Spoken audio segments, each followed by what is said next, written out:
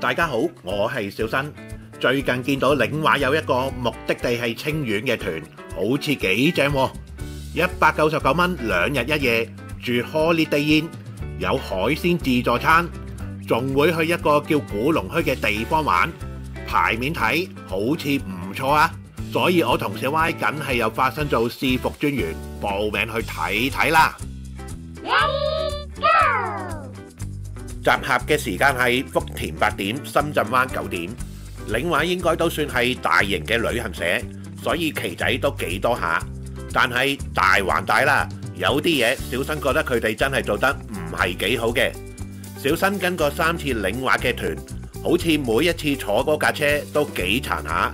今次個椅套有污跡之餘穿晒窿，而更緊要嘅係各位做好心理準備啦喎。小新喺架車度擊殺咗一隻小強，無啦啦要我殺身，你話點搞啊？有小強。而其實除咗啲車舊之外，仲有一個令小新覺得好無奈嘅事。嗱，深圳去清遠要2個幾3個鐘車程，但係領話竟然可以孤寒到連一支水都唔派嘅。對上一次跟領話嘅團，導遊姐姐話冬天唔派水。而家夏天又加埋係長程車，又係唔派水，咁冇計啦，唯有盡量逼自己瞓覺，瞓醒就食午餐算啦。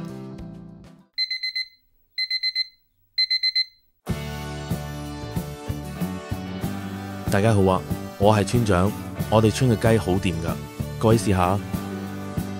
食午餐嘅地方叫做麻雞村，宣傳單張上面寫呢度有村長都話掂嘅豉油雞。小新聽見有靚雞食，就梗係要挑機啦。而一入嚟就發覺呢度係有啲氣派喎，一入嚟就好大個賣手信嘅位置，而入到去食飯嘅地方就會覺得有啲似有阿姐頭嘅大排檔。望上去頭頂就會感受到呢間鋪頭真係對佢哋啲雞好有信心㗎，連海報都全部用雞做主題。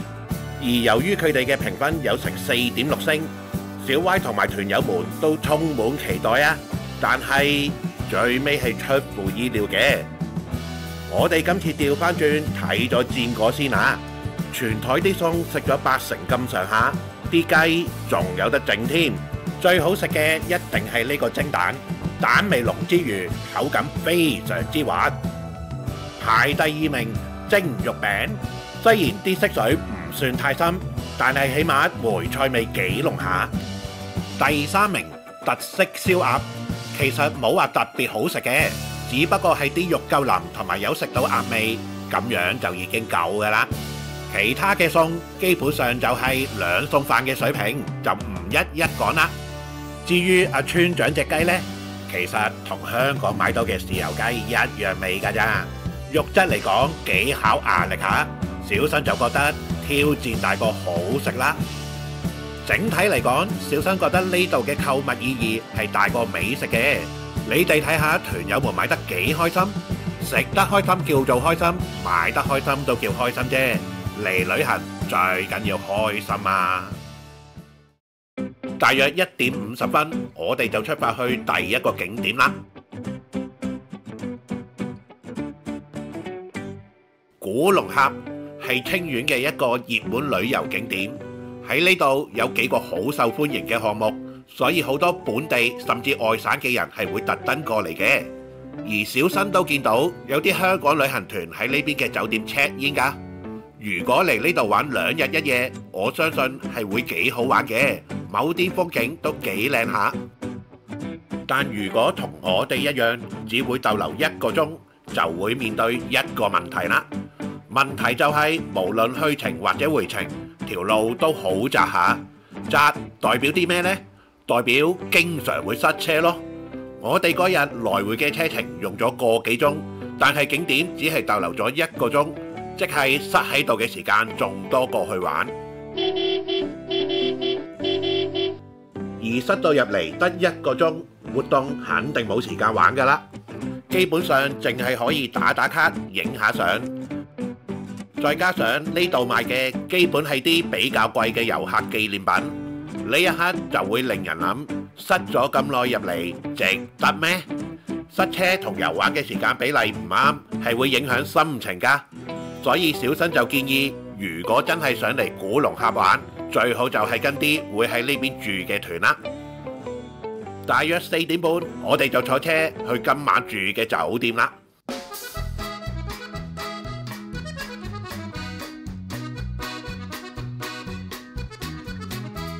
Holiday Inn 作為國際級嘅酒店品牌，個大堂都幾靚仔㗎，唔知道房間又係點嘅呢？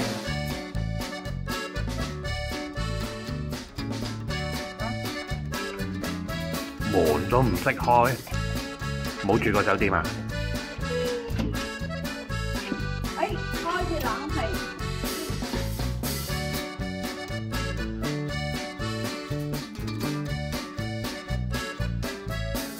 房間顏色鮮豔，有一股活力，而且成個感覺係好乾淨、好舒服。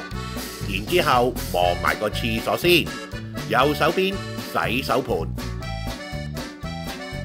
啲水力 OK 嘅。左手邊一個正常 size 嘅企缸啦，成個廁所都好乾淨，好滿意。至於個外景呢，冇話特別靚仔，但係都算開揚啦。晚飯嘅時間係6點到8點，頭先有講過啦。由於遇上塞車，所以我哋喺房間休息嘅時間得10分鐘嘅啫，然之後就要落嚟啦。而今晚我哋食嘅係自助晚餐啊，宣傳單張上面啲圖好吸引啊，所以我哋今次隆重啲，聽翻首音樂先。好，音樂聽完啦，準備開餐啦喎。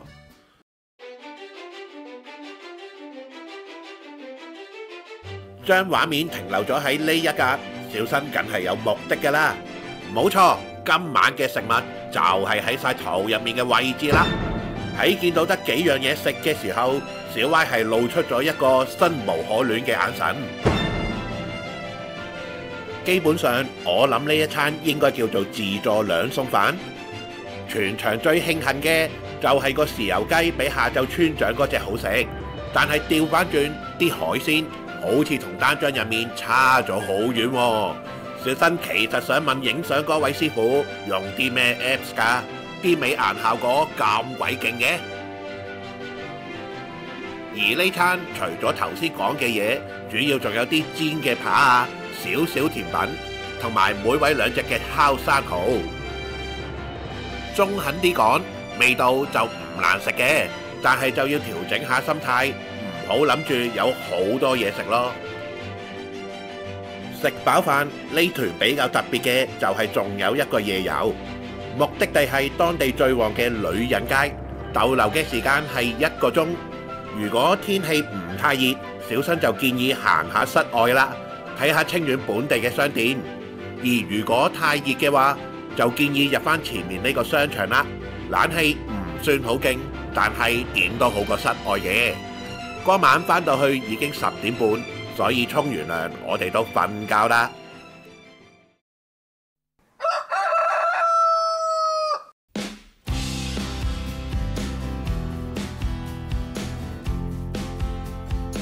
早餐嘅時間係7點到10點，所以基本上係可以瞓到自然醒，而頭先落嚟食㗎啦。有咗尋晚嘅經驗，所以落嚟食早餐之前已經有心理準備。唔會太多嘢食㗎啦。西式嘅有麵包、糕點同埋蛋撻，而中式嘅有2款粥同埋炸饅頭。至於飲品就有咖啡、紅茶同埋果汁。而呢個早餐有一樣食品，簡直係喜出望外嘅，就係呢碗牛腩麵啦。你估唔到㗎，估唔到㗎！牛腩啲牛味係重到呢，乜乜合理同埋乜乜大幕啲牛味都唔夠距離啊！所以喺冇期待再加牛腩麵加持之下，個早餐又出乎意料嘅合格喎。我同小歪都拎咗3、4轉嘢嚟食。早餐嘅時間有3個鐘，而集合嘅時間係11點，所以食飽可以先返房間 hea 一下。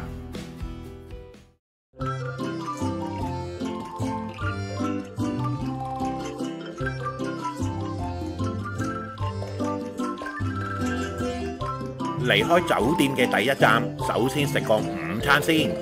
珍姐美食雖然環境比較老土，同埋評分只有3.7星，但其實係全團最好食嘅一餐嚟嘅。Number one， 脆皮燒肉，啲皮脆嘅程度同關口買嘅差唔多啦。Number two， 白切雞，影出嚟好似冇乜吸引嘅地方，但係起碼個雞肉係腍噶嘛，咬落去有雞味嘛，搭埋啲薑蓉好食嘛。Number three， 臘肉青瓜，其實啲青瓜新唔新鮮，小新唔識，但係啲臘肉就掂嘅，煲仔飯食到嗰種味道。其他嘅餸味道全部都好正常，好滿意，真係㗎！199蚊嘅團，唔會要求山珍海味，只要唔會啲餸硬到咬唔落，而又味道 OK 咪得咯。各位話係唔係？大約12點半，我哋就出發去行程嘅最後一站啦。石角沙灘，春季踏青好去處，擁有冬季大西北、春季小內蒙之稱。呢度分咗上下兩個部分啦，下面嗰部分公園嚟嘅，冇乜特別，主要都係本地人休閒嘅地方。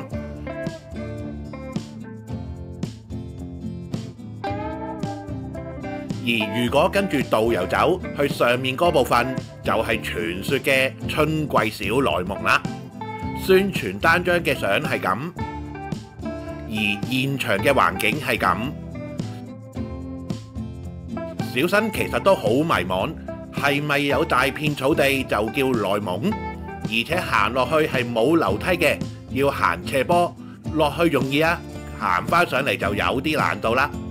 所以我哋都係乖乖地打卡幾張相，然後去咖啡店坐，等夠1粒鐘走人算啦。回程時間係大約3點，差唔多6點到深圳灣。每一個旅程都係一個新嘅盲盒，有可能99蚊團玩到好開心，又有可能599團覺得不知所謂。今次呢個團我哋都覺得唔算精彩，只有間酒店房比較有亮點。不過唔緊要，只要繼續出去玩，就自然有機會介紹到好嘢俾大家啦。